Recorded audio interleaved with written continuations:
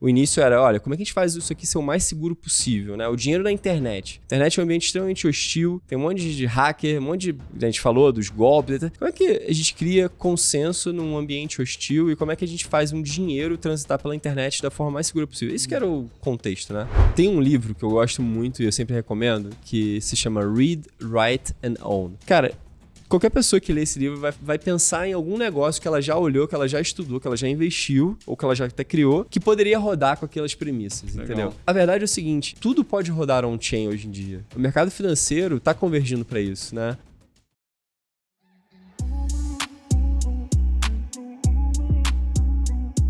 Olá, sejam muito bem-vindos ao AmplificaCast e hoje o tema do nosso episódio é uma visão 360 do blockchain. Se você não sabe o que é blockchain, você quer ter mais informações sobre blockchain, o que está acontecendo no Brasil, no mundo, eu tenho certeza que esse episódio é para você. E uma das nossas missões aqui do AmplificaCast é falar sobre novas tecnologias, sobre IA, e o blockchain é um assunto que muito me interessa e caso você ainda não conheça, esse episódio ele é para você, é um episódio prático que você vai aprender informações do dia a dia e do que está acontecendo no Brasil e também no mundo.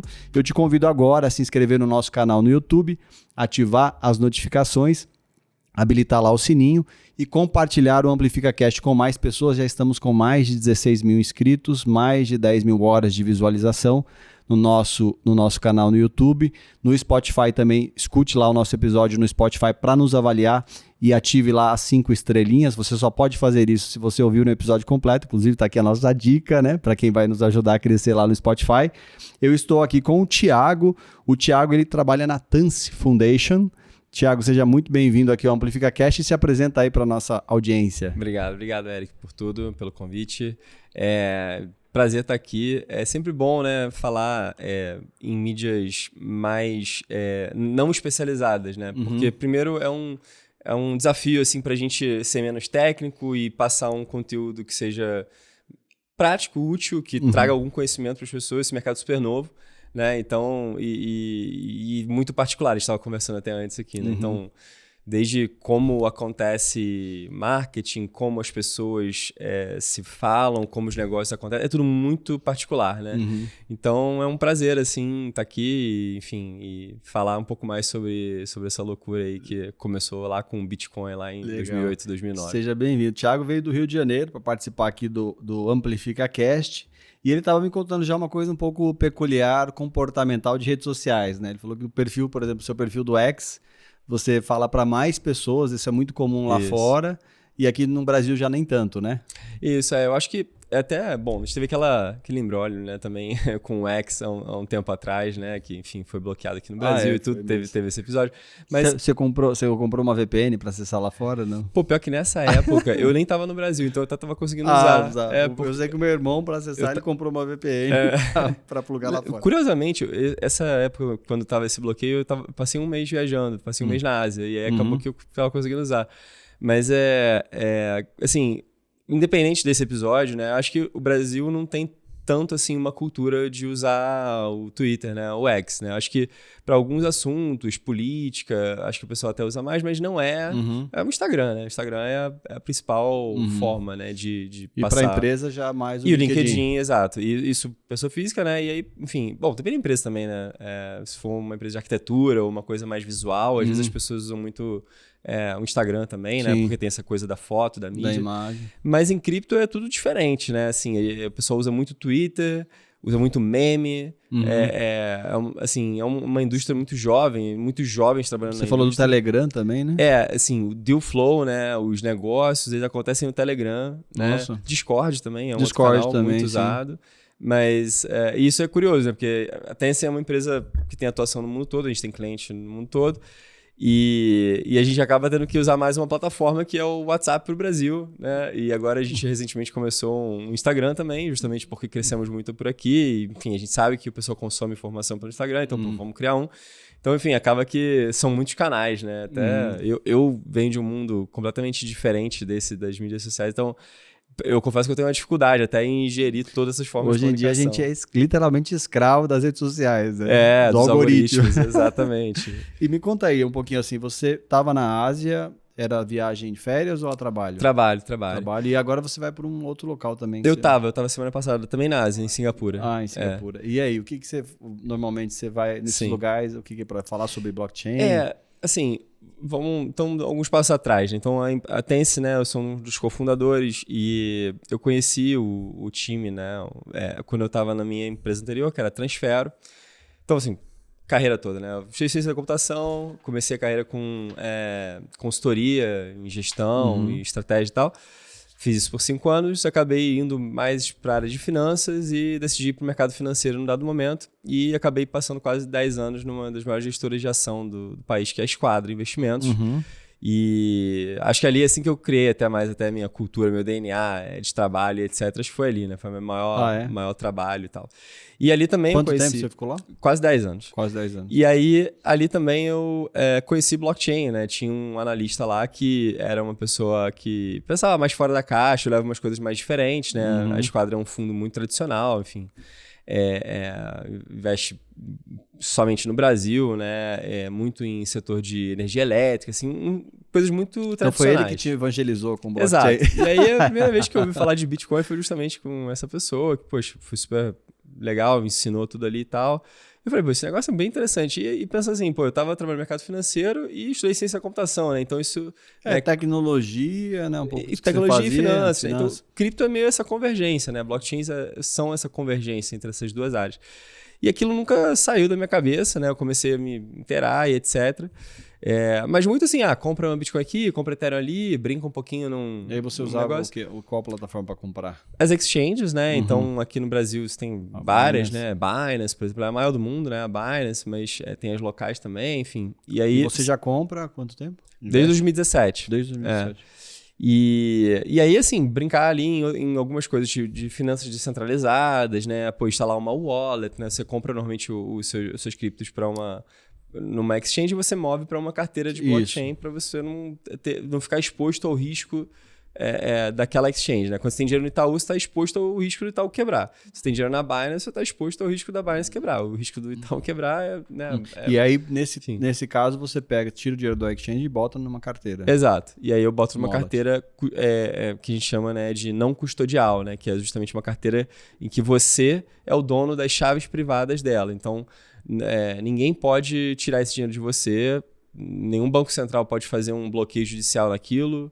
Ela tá na blockchain e ela é sua, só você tem acesso. Então lá quando você começou nessa empresa conversando com esse seu amigo, aí você começou a aprender mais sobre... eu comecei assim, na física, né? Comecei a olhar, comprar, explorar. E aí você entra também no mundo de estudar sobre isso. Exato. E aí assim, eu falei, cara, isso aqui, enfim, tem muito potencial. Isso, 2017 ainda era muito diferente do mercado de hoje. Até hoje fala muito mais, né? Disso. Hoje, muito mais, enfim. E aí acabou que em 2021 houve o chamado DeFi Summer, né? Então DeFi é Decentralized Finance. Então foi o verão das finanças descentralizadas. E aquilo realmente foi o que mexeu muito comigo, que foi quando surgiram as exchanges descentralizadas, tipo... Cara, mas teve uma época, assim, falando... Tem umas pessoas que eu conheci que investiram e perderam muito dinheiro. Não sei se por essas coisas... Foi em 2017 também. Tem muito oportunismo também nessa parte, né? Tem um dado bizarro de 2017 que é o seguinte, foi o boom dos ICOs, né? ICO é Initial Coin Offering.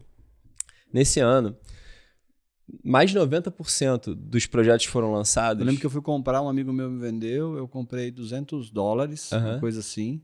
Até hoje, esse $200 apareceu. Assim, no ano de 2017... Mas até ele perdeu dinheiro, porque acho que ele tomou um golpe também, não sei. É isso, tinha muito golpe, assim. Esse ano foi um ano que marcou, assim, o boom dos ICOs, foi assim, 90% dos projetos foram lançados, eram scams, era golpe. Não é assim que... Todo mundo que investe em private equity, em venture capital, sabe que é um investimento de risco, mas não é que você investiu numa empresa e ela quebrou porque mas era um golpe, foi criado com esse fim, né? Roubaram o seu dinheiro, entendeu? Isso que aconteceu em 2017. E isso foi extremamente prejudicial para o mundo, assim, mundo cripto, para a reputação de cripto, né, e tal. Isso aconteceu. Mas enfim, isso foi naquele período, foi um período de alta, né? Foi um período de bull market, então é um período de muita euforia no porque mercado. ao mesmo tempo que é uma coisa que está começando, aí já vem essa coisa desses problemas e as pessoas começam a ficar um pouco inseguras. Exato, assim, né? Exato. Assim, mas... E como que avalia, por exemplo, uma empresa séria? Como que você avalia? Assim, na época você teve que fazer essa decisão, né? Assim, na época também não era muito dinheiro, né? Então, assim, é tranquilo você ter contas em várias exchanges. Eu sempre penso em diversificação de risco, né? Então, assim, ter conta em várias. Se possível, não deixar o dinheiro na exchange, você mover para blockchain, que aí, sim, realmente só você controla. E a questão de você nunca estar muito alocado num único ativo. Assim, pô, beleza, o Bitcoin hoje em dia já é um ativo de, sei lá, 2 trilhões de dólares, roughly, assim. Ethereum já vale meio bi, né? Ok, são ativos já mais consolidados. Tem governos comprando isso hoje em dia, tem empresas gigantes comprando isso. Agora, se você vai investir numa coisa menor, né? Assim, vale a pena você fazer o seu research e, assim, sempre ter uma alocação ali que, enfim, que não vai te machucar, né? Não vai te quebrar, né? O famoso colchão de liquidez. Não é nada que vai te comprometer, né? Diversificação, exato. Assim, não é um... você não toma risco no investimento ilíquido com 100% do seu patrimônio, né? Então, sim. Então, acho que sempre tive... Bom, vim de mercado financeiro, então sempre tive essa noção e tal. E, assim, graças a Deus, nunca perdi dinheiro nessas... E aí, como é que você vai essa construção, assim, né? Porque aí você começa a usar isso como pessoa física, começa a investir, a comprar e tal, e ter as suas wallets ali para guardar esses bitcoins. E aí você decide ir para o corporativo? Como que é? Exato, assim, até que em 2021 foi esse momento muito especial para as finanças descentralizadas, né? Então foi um momento em que a blockchain da Solana cresceu muito, teve muita inovação de exchanges descentralizadas, protocolos de borrow and lending, né? De empréstimo, coisas de alavancagem também, enfim. Foi um ano em que a produção, assim, de coisas que já existiam nas finanças tradicionais serem representadas on-chain com paradigmas completamente diferentes. Um exemplo clássico é a Uniswap, né, que foi a primeira grande decentralized exchange, né, a primeira grande bolsa descentralizada. Ela não utiliza order book, né? Então, se você entra na B3, no home broker lá da XP ou de qualquer home broker, você vai ter um order book, né? Um livro ordem ali que você compra e vende as ações.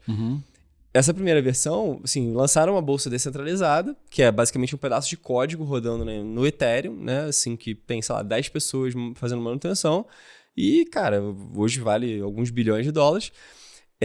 E aquele pedaço de código fazia você conseguir tradar contra qualquer pessoa. Você pode fazer um IPO sem pedir para ninguém, nenhum regulador, nenhum banco, nenhum IB, nada. Você simplesmente chega ali e deposita um pool de liquidez, né, como eles chamam, deposita um token ali, e você lançou o token, entendeu? Assim, então era um negócio muito disruptivo. E ele não funcionava via order book, ele funcionava via automated market maker. É um negócio extremamente técnico, mas basicamente o que aconteceu nesse ano de 2021 foi que a gente começou a ter essas representações de coisas que existiam nas finanças tradicionais on-chain, muitas vezes junto de uma inovação, por exemplo, automated market maker. E isso era o meu mundo, né? Era o mundo de finanças. Era o que você já trabalhava e você viu essa... E aí começou a falar de ações... se movimentando para lá. Exato. Começou a se falar de ações tokenizadas, de tokenização de ativos de mundo real. Na época ainda muito tímido. Hoje isso é a coisa mais quente do mercado. Até o Cássio veio aqui, né, recentemente. Sim. E isso é o que a BlockBR faz. E aí né? ele vai plantando essas coisas de novas tecnologias. Exato. E por isso que o Thiago tá aqui também. Exato. Eu falei, pô, Cássio, gostei do podcast e tal. Eu quero ir lá também. E o que o Cássio faz é isso, né? Ele tokeniza, a BlockBR, ela tokeniza ativos de mundo real. Inclusive, você pode acessar o episódio com o Cássio. Acesse agora amplificadigital.com.br/amplificacast, que você vai ter toda a listagem ali de todos os episódios e você vai encontrar ali o episódio com o Cássio da BlockBR. O Cássio, eu sou fãzão dele, né? Um empreendedor em série, já fez um monte de coisa bacana. E agora até é uma honra ter ele na indústria, né? Porque, enfim, é um cara que...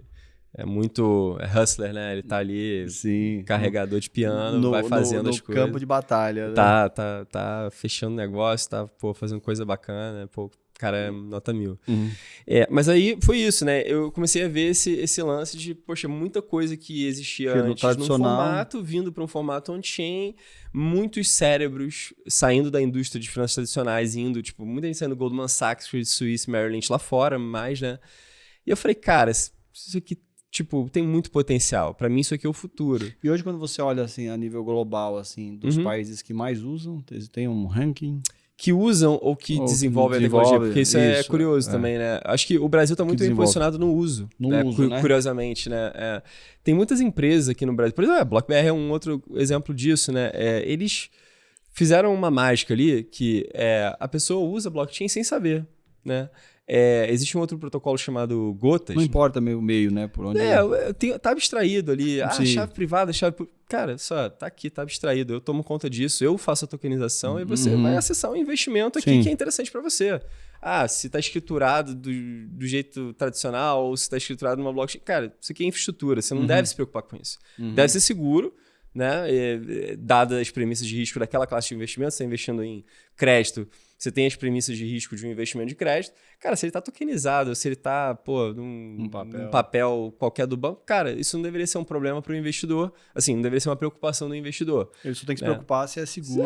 Eu quero tomar o crédito, eu quero dar crédito para Americanas, eu quero dar crédito para Petrobras. É isso, o risk assessment dele é esse, né? Não a infraestrutura, tá on-chain, né? Enquanto a gente fala muito isso em cripto, né? Enquanto a gente ficar discutindo, assim, o sexo dos anjos em relação à infraestrutura, falando, não, vamos desenvolver aqui porque Solana, não sei o quê, porque eu até...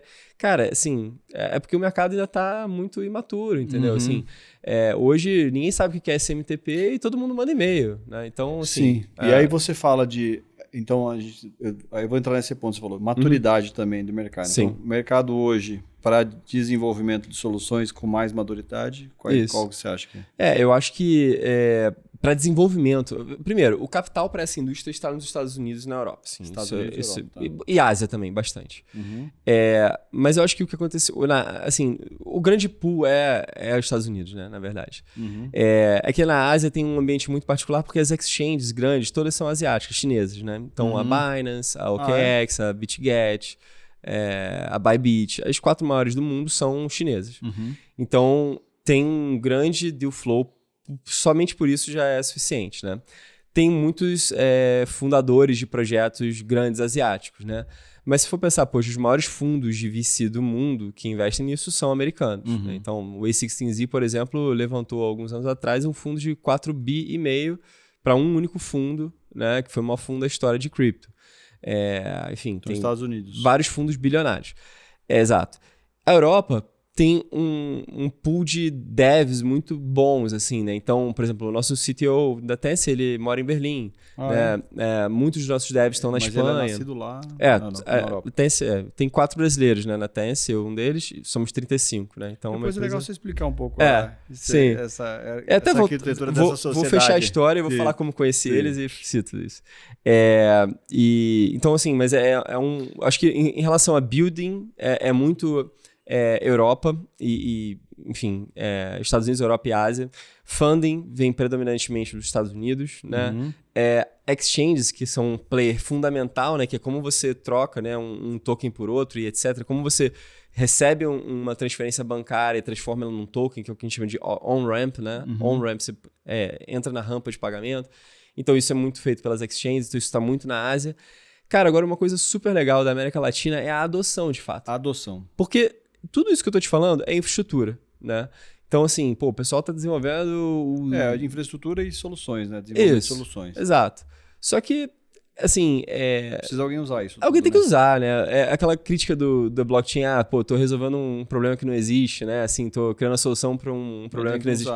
Então, assim, qual é o problema, né? Onde estão esses problemas? Mercados emergentes, muitas vezes, né? Mercados que, sofrem uma inflação muito grande. Então, assim, onde as pessoas estão usando de forma bem interessante, e isso virou uma vertical de investimento para fundos de venture capital lá fora. Cara, Argentina, né, inflação galopante, controle cambial, as pessoas viram, né, nos ativos digitais uma forma de dolarizar o seu patrimônio sem limites, como você teria via câmbio. Tirar esse risco para tirar, né? Tirar o risco local. Perder, né? Dolariza o patrimônio. Isso fez com que eles começassem a comprar muito Bitcoin, stablecoins, que é basicamente uma representação do dólar numa blockchain, para justamente poder ter mais essa liberdade. No Brasil a gente tem um ambiente muito vibrante de fintechs, né? Você vê, Nubank, né? Que nem dá para chamar mais de fintech, né? Assim, mas né? Começou com como uma fintech. Conheço uma pessoa que chama Fabiana, ela trabalha na Original My. Acho que é uma empresa de blockchain, alguma coisa assim. Não Eu tô tentando até conversar com ela para saber exatamente. Eu marquei uma call com ela para saber o que ela faz de fato, para saber se dá para ela vir aqui no. Pô, seria legal, né? Trazer mais esse conteúdo, né, de blockchain para cá, assim. Mas não, super interessante, né? Tem muita coisa acontecendo, né? Mas aqui, basicamente no Brasil, assim, como é o país da fintech, né? E a gente teve um banco central muito visionário, né? Com o Roberto Campos. Eu acho que a gente criou assim, o mínimo de regulação, ou pelo menos o mínimo de goodwill dos reguladores para que esse mercado se desenvolvesse, muito antes de qualquer outro lugar assim, mais desenvolvido, qualquer economia maior. Então foram anos assim, que poxa, o Banco Central estimulou competição, estimulou fintechs surgirem para muitas coisas, né? O Pix, Open Banking, Drex, né? Que foi o projeto da Central Bank Digital Currency, né? Que é uma moeda digital emitida pelo Banco Central. Então, assim, isso tracionou muito aqui no Brasil. E eu acho que isso criou um ambiente para que os empreendedores se permitissem construir usando essa tecnologia, porque é mais eficiente em vários aspectos, né? E, enfim, isso cresceu muito aqui no Brasil. Então, eu acho que o Brasil é um lugar muito especial no que se refere à adoção, né? Argentina também, mas num caso de uso mais de pagamentos. Aqui no Brasil, acho que as pessoas estão construindo mais, tokenização de ativos de mundo real, crédito on-chain, FDICs que rodam via smart contracts, a gente viu recentemente o IOF, né? Então, poxa, do nada foi para 3,5 IOF. Então, assim, pessoas buscando formas de fazer pagamentos fora do Brasil, câmbio, né, via stablecoin, porque é mais barato. Então, assim, muitos casos de uso diferentes, tanto de pagamentos, quanto na área assim, mais de investimento, crédito e tokenização, né? Então, acho que o Brasil é um país muito especial e muito bem visto no mundo todo, né? Eu vou muito para fora, preciso responder a sua pergunta também que você fez antes, né? Por que eu viajo tanto, né? Até essa empresa global, né? Que tem gente no mundo todo. Ela tem algum lugar? A gente tem não tem um CNPJ no Brasil, né? A gente tem uma sede em Cayman, né? A Tencent Foundation, ela é sediada em Cayman. E tem pessoas, eu até tenho, enfim, eu vou com recorrência lá, a gente tem um diretor independente lá, a gente toma decisões de lá, né? Então a gente tem todo um arcabouço, assim, a empresa funciona lá. Eu sou diretor da empresa, moro no Brasil, mas eu tenho essa agenda recorrente lá, temos pessoas dedicadas trabalhando lá também, advogados, enfim. E é uma empresa global. A gente tem gente na Espanha, a gente nos Estados Unidos, nossos cofundadores, né? Um mora em Andorra, um mora em Barcelona e uma mora em Boston e eu moro aqui no Brasil. São 4? Somos 4. E como que eu conheci essa galera? 3 homens e uma mulher.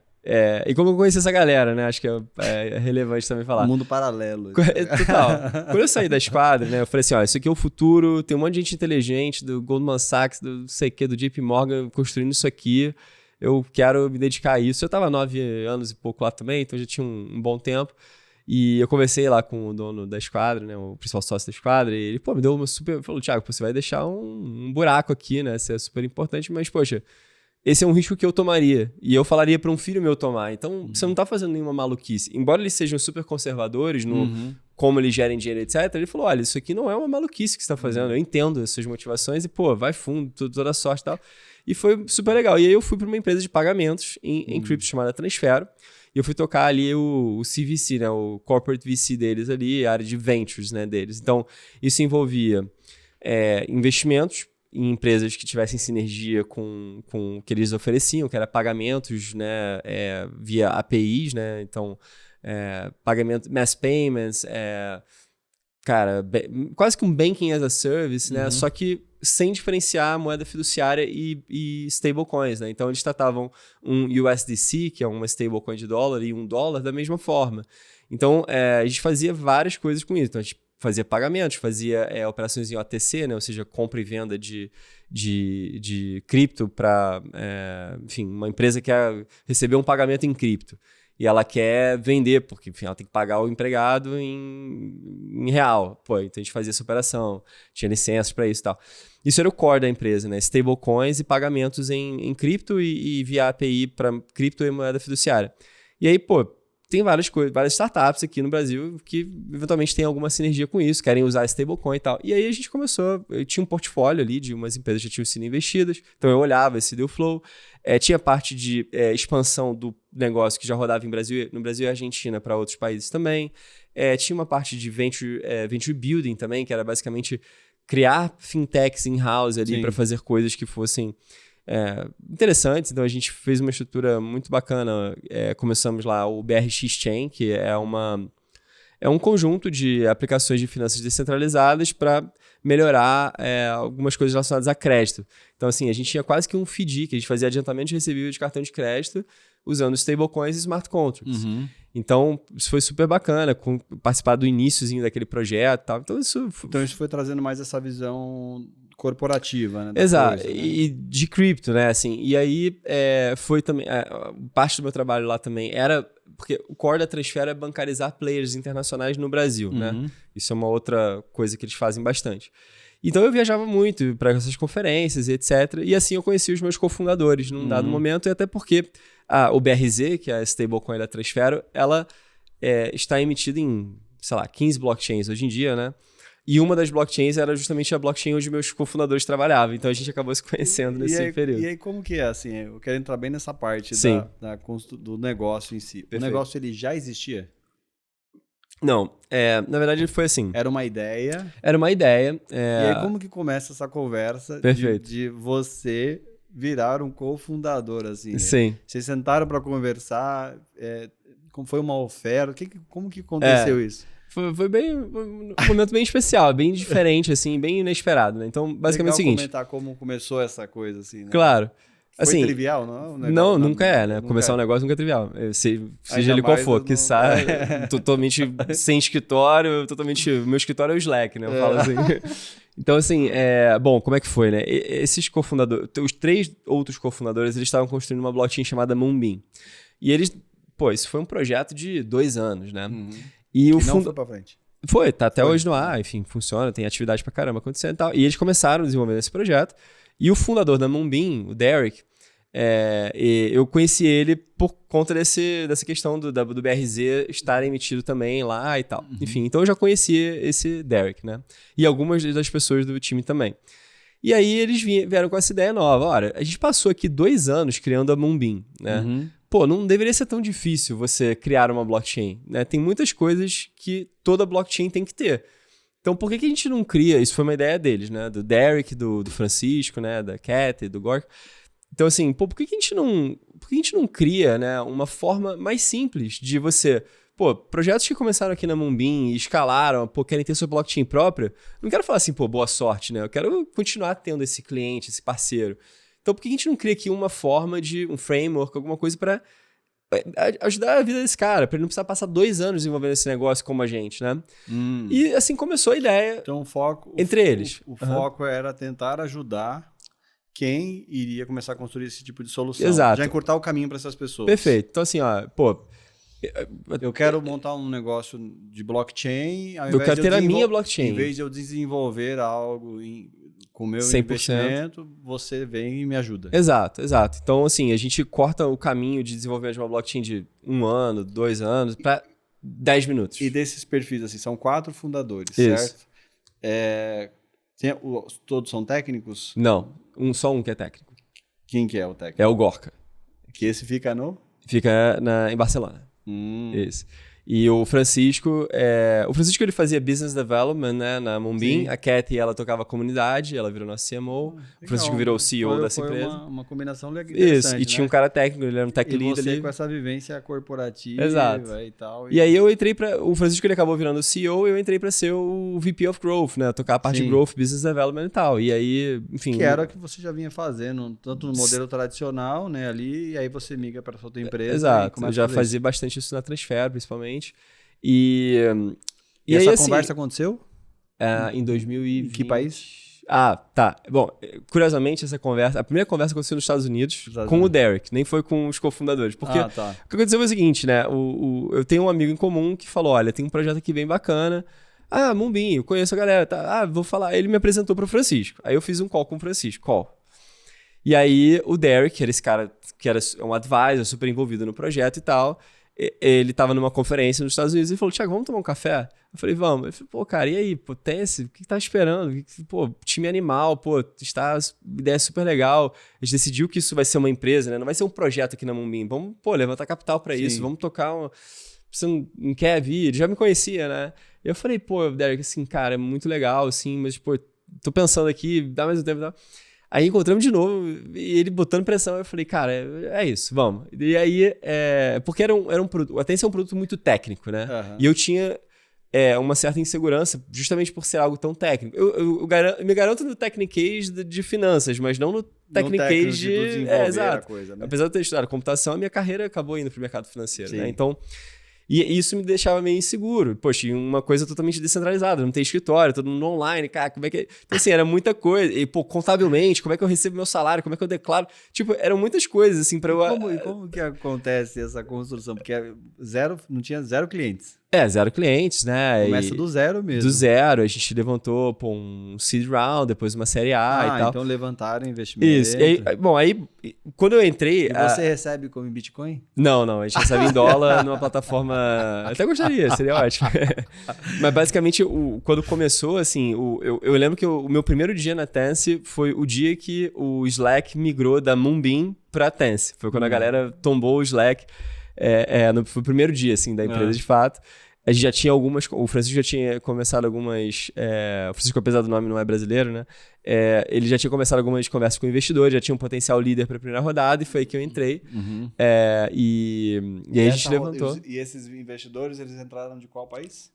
Muito variado, assim. O nosso investidor âncora no primeiro round foi o Arrington Capital, que é do Michael Arrington, que ele é o fundador daquele portal TechCrunch. Sei. Legal. E um investidor anjo que é bem famoso é o Gavin Wood, nosso, que é o fundador um dos cofundadores do Ethereum. Ele é o criador do Ethereum Virtual Machine, da linguagem de programação Solidity, que é a linguagem usada no ambiente do Ethereum e tal. Você sabia que esse podcast ele é da Amplifica Digital? Se você ainda não nos conhece, acesse o nosso site amplificadigital.com.br e lá você vai conhecer um pouco sobre o que a gente faz, os nossos serviços, o que a gente entrega para o mercado, para empresas de diferentes segmentos. Você também vai ter a oportunidade de conhecer o nosso portfólio, os nossos cases de sucesso, e você vai ter a oportunidade também de falar com um de nossos especialistas. Te convido a acessar agora amplificadigital.com.br e se você precisa de um parceiro estratégico para te ajudar nas ações de marketing digital B2B ou B2C, fale com a gente e agende uma reunião agora.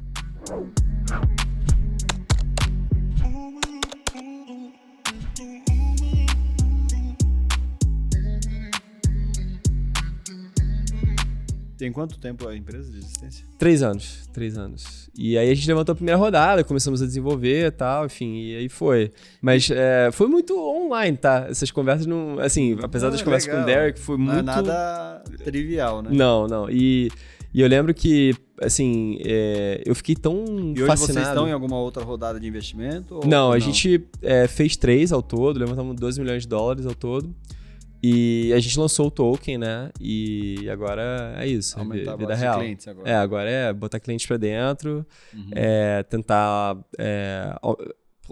Tem muitas dinâmicas particulares em cripto, né? Uma é a dinâmica do próprio token, né? Então, a gente tem todo um roadmap do produto e a gente tem um roadmap do token, né? Então, só para te explicar o que é o nosso token, né? Então, explicar agora o que é a Tense, tá? Explica, e depois o que é o token. É isso. Então, a Tense, ela é esse protocolo de ajudar projetos a lançarem suas próprias blockchains, né? Então, por que isso é uma coisa... Por que isso é relevante? Por que as pessoas querem, né? Então, assim, lá em 2008, 2009, né, foi quando surgiu o Bitcoin, né? E aí começou esse movimento todo. Acho que em 2014, se não me engano, foi quando surgiu o Ethereum, que foi basicamente assim, pô, beleza, o Bitcoin é super legal, dá pra fazer pagamento, cross-border, ninguém pode bloquear o meu dinheiro, eu posso... não tenho limite, 24/7... Legal, mas é só isso, assim, tipo... Né? Hoje tem-se muito o Bitcoin como uma reserva de valor, porque é uma moeda que tem uma inflação totalmente previsível ao longo do tempo, então, assim, tem outros cases, né, que não só pagamentos, mas acho que quando o Bitcoin foi criado era uma coisa assim, pô, uma moeda livre de bancos centrais, né, lembrando a época, né, foi à luz da crise, né, de 2008, 2009 lá, e do subprime, e, bom, era um momento de muita...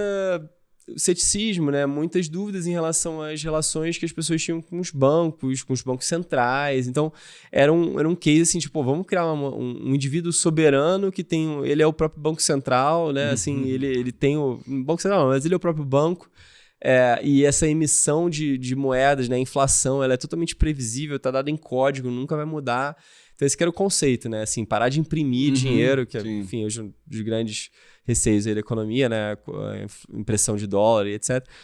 Então, assim, era esse o contexto, né? Só que o Bitcoin é muito fantástico, uma tecnologia, super inovadora, que, na verdade, é a costura de várias tecnologias que já são muito antigas e que culminou numa tecnologia nova super inovadora.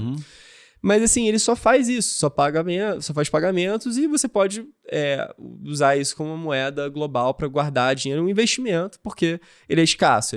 Vão ter 21 milhões de bitcoins ao longo dos tempos, nenhum bitcoin mais vai ser emitido, então ele é um ativo escasso também como o ouro, por isso todo mundo fala que é o ouro digital e tal. Então, isso foi o Bitcoin. O Ethereum, ele já era mais assim, beleza, mas será que não dá para fazer nada além disso? Né? Será que eu não consigo colocar uma empresa para rodar? Usando smart contracts, né? Não dá para automatizar um processo, um pagamento, tipo, sei lá, pensa num contrato de crédito, né? Tô aqui, depois tem um colateral, tomei um crédito. Assim, se aquele colateral variar, eu posso ter uma chamada, né? Uma margem, enfim. Tô falando de duas coisas ao mesmo tempo, na verdade. Mas assim, como que eu consigo fazer esse dinheiro que está ali depositado ser programável, tá? Esse que era o conceito, né? Tá. Através de um computador mundial que era o Ethereum. Essa era a tese, né? Então, começaram a criar protocolos de empréstimo, protocolos de finanças descentralizadas, as NFTs, que foram super hypadas um momento atrás. Enfim, tudo começou a convergir para isso. Tokenização virou um negócio. E isso foi potencializado, foi possibilitado pelo Ethereum, pelos smart contracts, pela Solidity, que é aquela linguagem de programação e tal. Então, essa foi a história até ali. As blockchains, elas são sistemas otimizados para segurança, não são sistemas otimizados para eficiência, vazão. Não são sistemas que processam milhares de transações por segundo. Agora até tem algumas blockchains que são muito rápidas, mas não foi esse o início, né? O início era, olha, como é que a gente faz isso aqui ser o mais seguro possível, né? O dinheiro da internet. A internet é um ambiente extremamente hostil, tem um monte de hacker, um monte de... A gente falou dos golpes. Como é que a gente cria consenso num ambiente hostil e como é que a gente faz um dinheiro transitar pela internet da forma mais segura possível? Isso que era o contexto, né? E assim, as blockchains nunca foram otimizadas para vazão, para rapidez, né, de processamento e tal. E, bom, se isso é uma verdade, quando as aplicações em blockchain escalam muito, elas esbarram num problema de throughput. E, bom, se você tem um sistema que tem uma vazão limitada e você tem um mecanismo de tip, né? Então, assim, no Ethereum, você pode, por exemplo, você tem uma fila de transações e eu tô com urgência, eu posso botar uma tip, uma gorjeta para aquela transação furar a fila e ser processada mais rápido. Então, assim, no momento de bull market que você tem todo mundo querendo transacionar e uma vazão limitada, a pessoa começa a botar tip. Quando você vê, você tá pagando $100 para você fazer uma TED. Entendi. Né? Então, esse é um problema. Tem coisas de governança, tem vários aspectos que fizeram com que as pessoas falem assim, em vez de eu que tô, o Cássio, né, que tá construindo uma aplicação lá de finanças descentralizadas, etc. Esse cara... Em vez de passar por esse protocolo aqui, exato. procedimento... Vou ter a minha blockchain, entendeu? Eu já tô num tamanho que eu posso... Porque senão eu vou estar competindo por block space... desenvolver é muito custoso. Muito custoso, sim. Isso é muito custoso. Mas assim, se ele não tiver a blockchain própria, ele vai estar competindo com um joguinho na Ásia. Ele vai estar competindo... Lembra que o throughput é limitado. Todo mundo ali usando. Tá todo mundo concorrendo por essa nova commodity, que é o block space, né? Que é a capacidade de você representar dados numa blockchain, né? O block space. Então, todas as aplicações, os jogos, os NFTs, a bolsa, todo mundo está competindo por isso. Inclusive o Cássio, quando ele está querendo tokenizar um real estate. Ele falou, olha, ao invés de eu ficar à mercê de uma governança que eu não controlo, de uma taxa que eu não controlo, isso reflete em custo para o meu cliente, às vezes até inviabiliza uma operação porque o custo sobe muito. Exato. A coisa conta, né? Imagina um programa de loyalty, cara, milha. Imagina você pagar, $100 para registrar 1.000 milhas. 1.000 milhas valem, sei lá, R$17, R$20. Então, tem casos de uso que são inviabilizados se você tem um custo de transação tão alto. E para esses casos de uso, ou para coisas muito grandes. Por exemplo, a Stripe acabou de lançar a própria blockchain dela também, né? Assim, um movimento super interessante.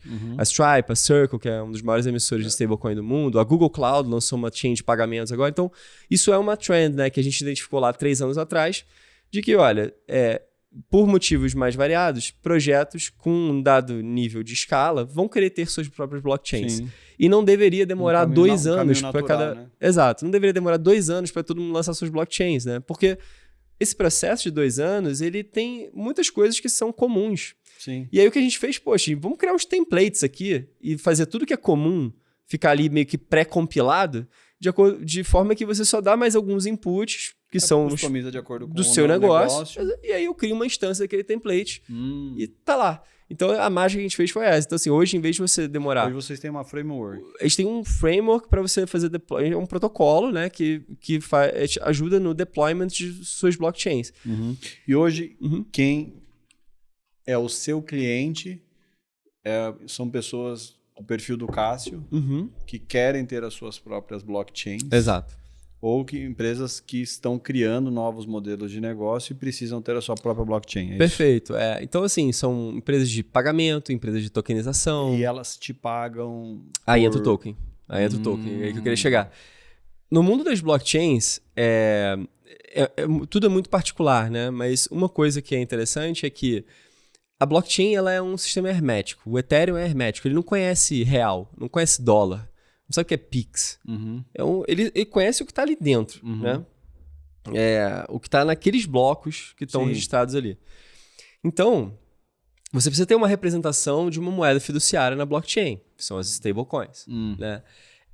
Você precisa ter as rampas de acesso, que é como esse Pix vira BRZ, que é stablecoin, ou vira BBRL do Brasabank, né? Então, como que isso acontece, né? Então, assim, você tem empresas, bancos, enfim, que estão recebendo depósitos em real e emitindo via um smart contract, emitindo uma representação daquele real on-chain, que são os famosos stablecoins, né?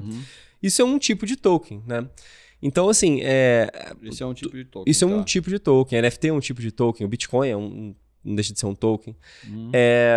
Mas, basicamente, o mundo cripto ele acaba girando em torno desses tokens. Em torno do token. E como é que funciona na Tense? Né? Quando eu vou fazer uma analogia com a Amazon, quem já usou a AWS para colocar um servidor no ar, se é uma As LLMs também hoje funcionam com token. É um token diferente, mas sim, né? É a unidade de medida que eles têm de lá. cobrança, isso. Mas o token é uma representação digital. Você tem o token no aplicativo do Itaú, você tem o token, é uma representação digital de alguma coisa, né? Então esse nome já não foi inventado pelas blockchains, né? Ele já existia. Mas basicamente, o token, o que o token da Tense faz? Quando você vai lá no AWS e você fala, olha, eu quero botar um servidor Linux com 64 GB de RAM e AMD, sei lá o que, no Japão, você vai configurar ali a sua máquina e você vai fazer o deployment ali. Provavelmente você comprou um AWS Credits antes, para você ter direito a fazer o deployment daquela máquina. O token da Tense é como se fosse um Tense Credit. Então, basicamente, eu não aceito Pix, eu não aceito cartão de crédito. Porque independente do volume que eu vou transacionar, a sua infraestrutura ela não muda. O que você me entrega vai atender qualquer capacidade. Qualquer capacidade. E aí o que de fato vai gerar o billing lá vai ser o token. O token. Exato. Então, basicamente, você vai... Eu não vou me preocupar, eu estou processando hoje 1.000... Um exemplo, 5.000 tokens vai ter que aumentar a infraestrutura, eu vou te pagar mais. Não importa. Você tem alguns modelos, né? Tem alguns produtos. Por exemplo, se tiver muito processamento, se quiser aumentar o número de core, aí fica um pouco mais técnico o papo. Mas assim, você pode querer dobrar a sua capacidade de processamento. Você vai ter que pagar mais. Mas, então sim. Então ela também tem uma correlação de infraestrutura e volume transacionado. Sim. Entendi. Mas essencialmente, assim, o que eu falo muito é assim, eu não aceito Pix, eu não aceito cartão de crédito, eu aceito meu token como pagamento. Então, você quer acessar o meu serviço, isso é chamado token de utilidade. Token de utilidade. Porque assim, ele serve para acessar a utilidade que a Tense... Você entendeu como é que você paga ele, Alex? Token de utilidade. Tem que comprar o token na Tense, manda o token para uma carteira cripto, conecta essa carteira no nosso app, e aí, cara, enquanto tem saldo na carteira, você vai produzir blocos usando a minha infraestrutura. Só que aí você não precisa rodar nova, você não precisa atrair segurança econômica, né? Porque é o famoso staking, né? Proof of Work, Proof of Stake, que é o algoritmo lá do Bitcoin ou do Ethereum, enfim. Aí já fica bem técnico, meio papo. Mas assim, basicamente a gente tem um pool de liquidez que é compartilhado. A gente tem um pool de servidores, né, de nós que é compartilhado. A Tense, inclusive, ela usa a própria estrutura compartilhada que outras blockchains usam. Então, a gente criou esse framework que ele, baseado no token, você acessa o nosso serviço de Block Production as a Service, né, como a gente fala. Então, assim, a produção de blocos por demanda, né, como um serviço. Então, e você me paga por bloco produzido no token da Tense Token, né? Então, esse que é um modelo de negócio. Não, legal. E assim, hoje, para cada, tipo, por exemplo, quando você pega, vou dar o exemplo aqui do Cássio, que é o exemplo que eu conheço aqui. Ele já entra com um modelo de volume pré-definido, ou isso vai aumentando ao longo do tempo? Isso é escalável. Então assim, ele conhece o perfil dele de demanda. Tá. A gente sempre faz testes em testnet. Tem uma análise de pré-requisito antes. A gente tem um ambiente de teste que você, tudo de graça, você entra lá, você coloca o seu smart contract para rodar, você vê, olha só, faz um load test, né? Então você vê, olha, a minha carga de transações é mais ou menos essa, comporta, não comporta. E aí, assim, aí tem load balance também, que é basicamente você criar um framework de ir dividindo, balanceando a carga de dados, número de transações. Então, assim, você faz esse tipo de teste. E aí você vê, olha, vou precisar de 1 core, 2 core, atende, não atende. E aí, assim, nunca houve um caso que não atendesse. E a vantagem é que você, com a sua solução ali, com a sua framework, que você disponibiliza para essas empresas, você acelera o go-to-market. Exato. Então, ela não precisa... 1 ano para 10 minutos. Né? Então, assim, e você quer depois quer criar Amplifica... Vamos sair daqui hoje, vamos criar uma Amplifica ideia Chain. De negócio. Vamos criar Amplifica Chain. Não, sério, assim, desde que você tem o token na sua wallet, você conecta a wallet no DApp e são 10 cliques, cara, assim, e você, sem nenhuma linha de código. E você botou a blockchain no ar em 10 minutos, entendeu? E é uma venda, hoje, assim, o seu processo comercial de geração de negócio é uma venda consultiva, porque é uma venda que é técnica, né? Assim. Não é qualquer cliente porque é bem nichado, né? Bem nichado. Tem muita demanda para isso. Por isso você precisa também estar presente em determinados, até eventos, a gente falou de eventos aí, e tudo mais. A conferência, você perguntou, né? Por que você viaja tanto, né? Por que eu passei um mês na Ásia? Basicamente, esse mundo, como você falou, é muito nichado. Sempre em conferências, né? Falo muito lá fora, assim, dou painéis e tal. Painéis e também monta stand, essas coisas? Em alguns casos, sim. A gente não faz tanto, não, mas sim. Mas vai palestrar essas coisas. Aí, enfim, curiosamente, um dos poucos lugares onde a gente monta stand é no Brasil mesmo. Que é o Blockchain Rio, né? Que é o maior evento da América Latina. O Cássio, inclusive, tava com um stand gigante lá, assim, né? Super bacana, assim. Fez vários vídeos lá, até hoje, tá gerando vários Não, assim, tava com uma presença super bacana lá. Eu acho que foi super produtivo para ele. Mas o Blockchain Rio, ele é o maior evento da América Latina, né? E o que acontece? Lembra que eu falei, meu escritório é o Slack. E assim como eu, várias pessoas trabalham assim. É que o Discord é mais para falar com a comunidade. O nosso interno é o Slack, né?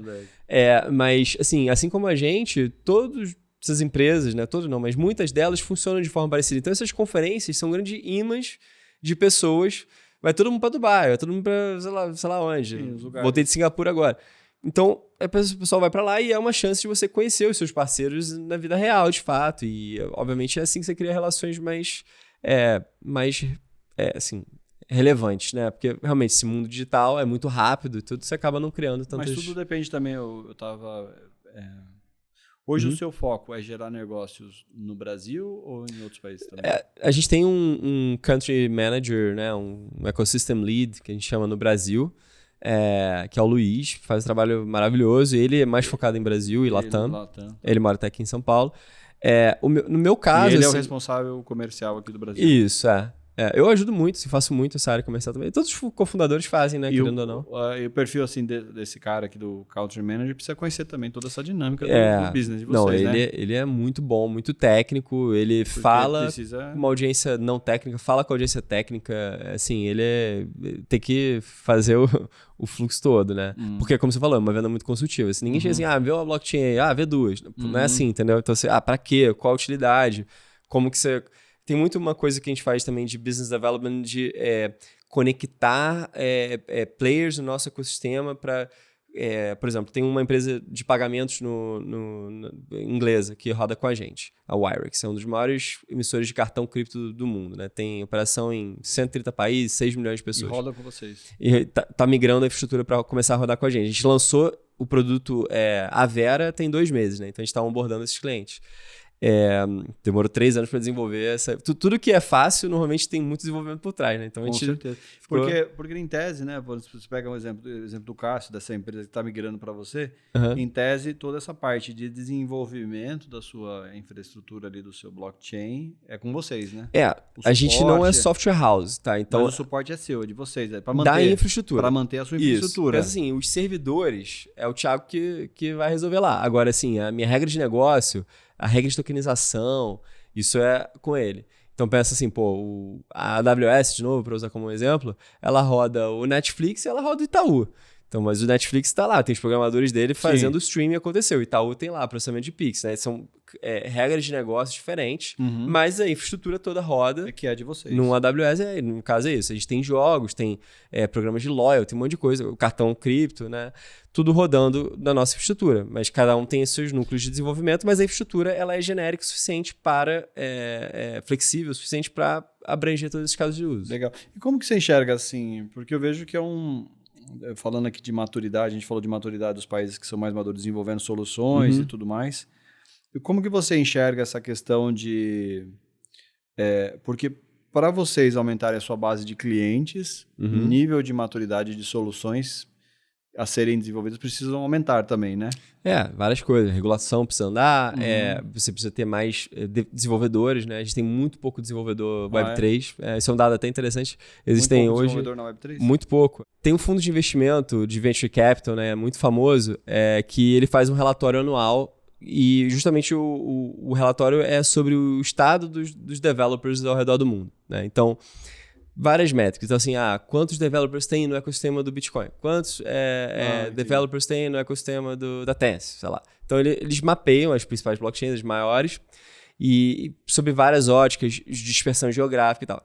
Mas o número que eu acho bizarro é que, assim, hoje, segundo a estimativa desse fundo, são 20 mil desenvolvedores do Web3. Nossa. Que não é nada. Não é nada. Né? Então, assim... O mundo todo? O mundo todo. Então, assim, é muito pouco, né? Então, tem muita coisa que tem que acontecer para isso deixar de ser nichado. Tem que ter mais desenvolvedor.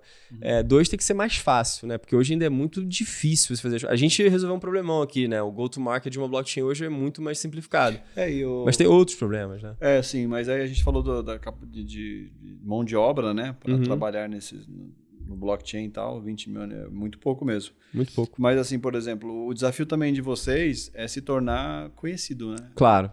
Porque você tem que estar na mente das pessoas que estão desenvolvendo uma solução para você ser o seu parceiro ali estratégico, né, nesse local, nesse momento certo, né? Com certeza. E até porque... E não tem nenhum dado assim no Brasil de empresas volume de empresas que atuam com essa tecnologia, né?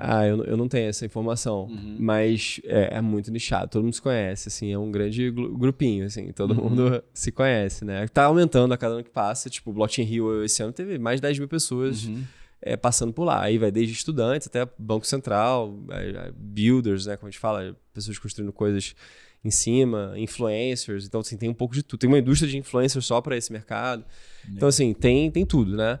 Mas ainda é muito pequeno a nível global, inclusive, não só no Brasil, mas assim, a nível global ele é pequeno, mas está crescendo muito, os números a cada ano que passa, assim, a indústria hoje é uma indústria de 4 trilhões de dólares, né? Então, assim, já não é tão pequena assim também, né?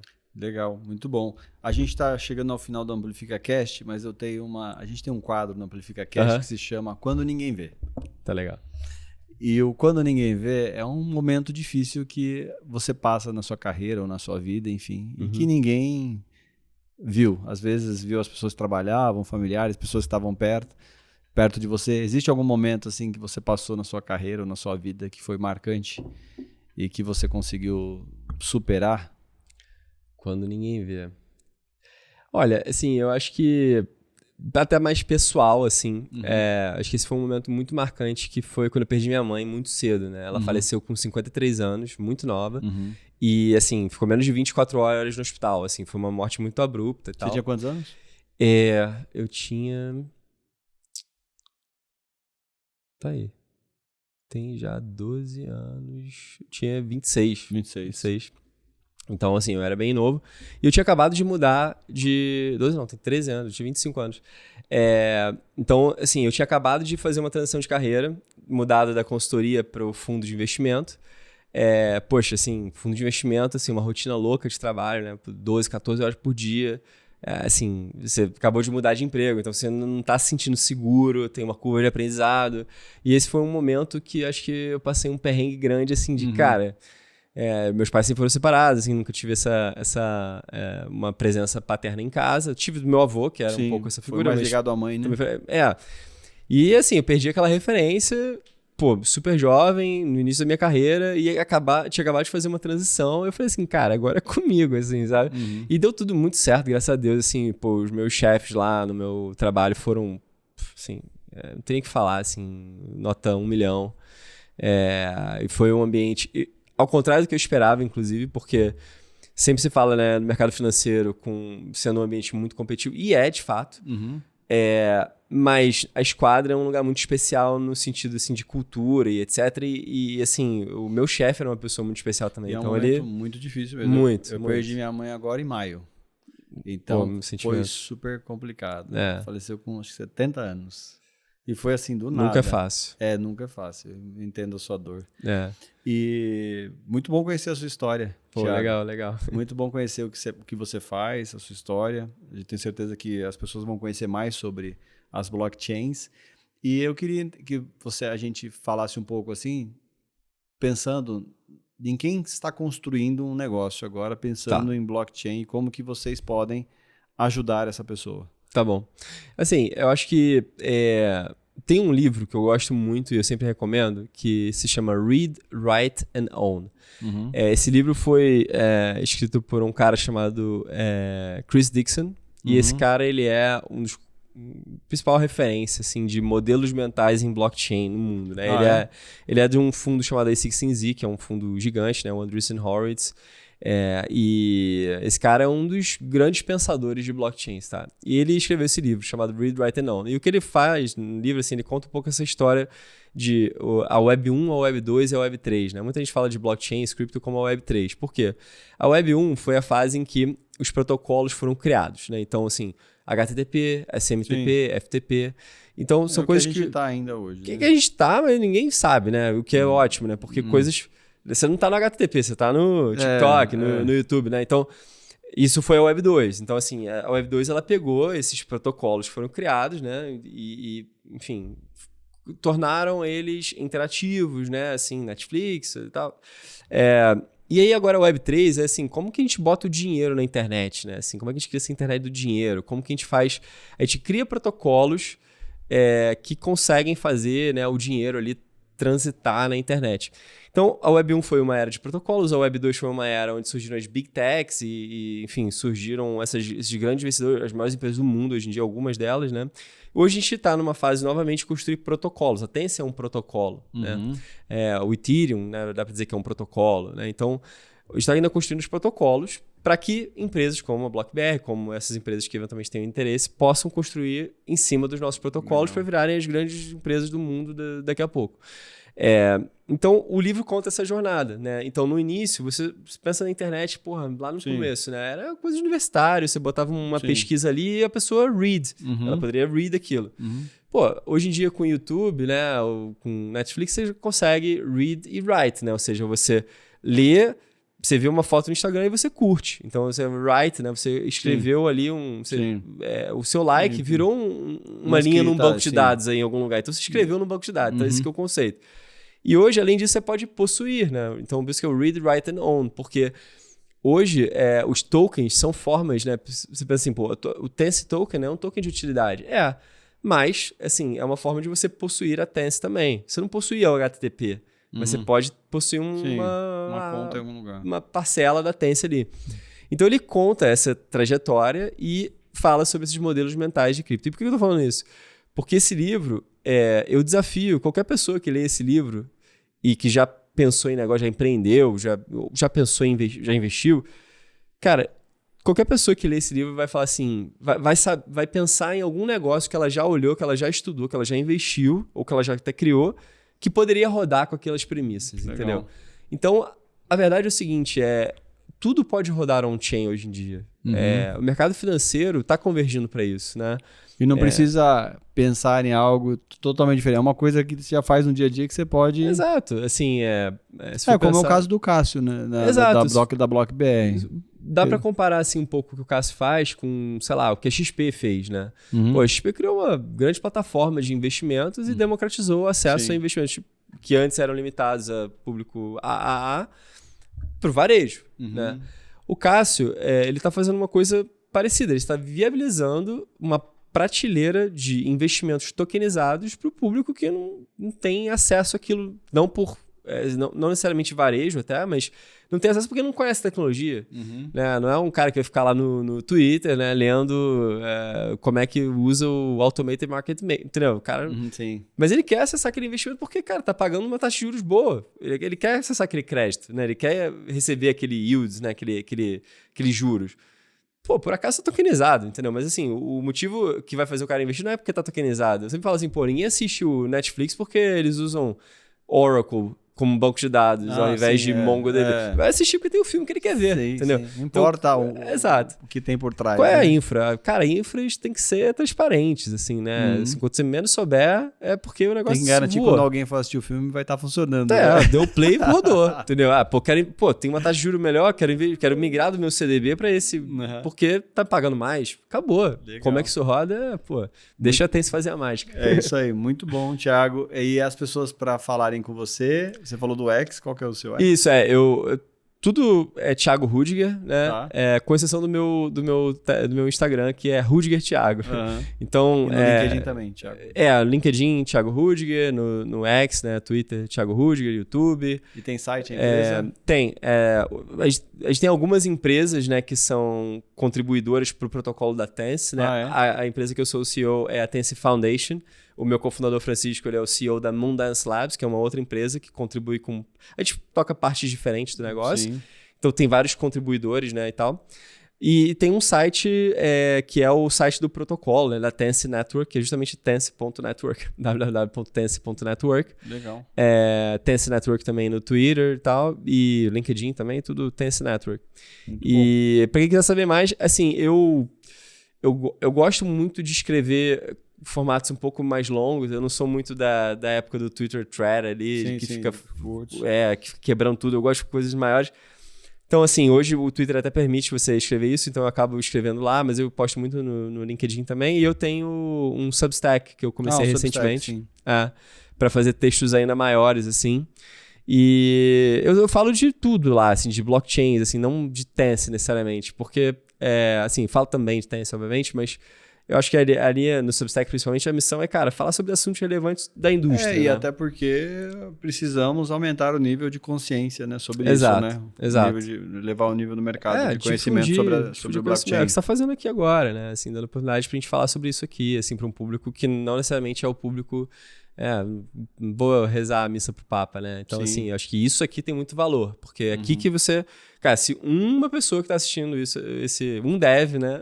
Não, eu virar 2001... compartilhei, 2001. Eu tenho uns amigos que trabalham no mercado financeiro, eu compartilhei o episódio com o Cássio com eles. Cara, e assim, aí eu fui num jantar e estavam uns outros caras lá, os caras, nossa, eu vi o podcast, é um assunto que eu tô estudando. E engraçado que do meu amigo ali, todos estão estudando sobre isso. Então, isso é muito legal, né? Assim, porque o pessoal que atua no mercado financeiro tá vendo, né, uma oportunidade. Exato. Assim, eu quando fiz essa migração lá, que é um pouco do que você fez, né? Exato, um pouco antes, né? 3 anos atrás. Assim, alguns amigos, assim, pô, cara, o cara tá sendo da Esquadra, caraca, um dos maiores fundos do Brasil, maluco, né? E hoje, pô, muita gente, eu faço um almoço, um café por semana de alguém do mercado financeiro que quer entender tokenização, do que. Então, assim, acho que isso mostra como isso está vindo mais pro mainstream, pro mercado financeiro, ainda é nichado, como a gente vem falando sempre, mas pelo menos o mercado financeiro já entendeu que, assim, olha, Bitcoin é um ativo que tem um valor, né? Assim, bancos centrais estão criando reservas estratégicas em Bitcoin, empresas estão tendo balanço em Bitcoin, o Ethereum tem um valor porque ali você cria novas empresas, né? Assim, então, obviamente tem uma cauda longa, né, de tokens, hoje, dezenas de milhares de tokens em empresas, né? Mas é isso aí, porque as empresas do futuro, na minha visão, Sim. vão estar nesse paradigma, entendeu? É isso aí. Por N motivos, E o né? Amplifica Cash está contribuindo para essa evolução. Antecipar o futuro aqui, né? 100%. Com conhecimento. Obrigado, Thiago, pela participação. Obrigado. Mais uma vez eu te convido lá no nosso YouTube, ativar as notificações, se inscrever no nosso canal, no Spotify nos avaliar com 5 estrelas e compartilhe o Amplifica Cash com mais pessoas que precisam aprender sobre esse conteúdo. Valeu, Thiago. Obrigado aí. Obrigado mesmo. Valeu. É isso aí. Até o próximo Amplifica Cash. Obrigado, pessoal.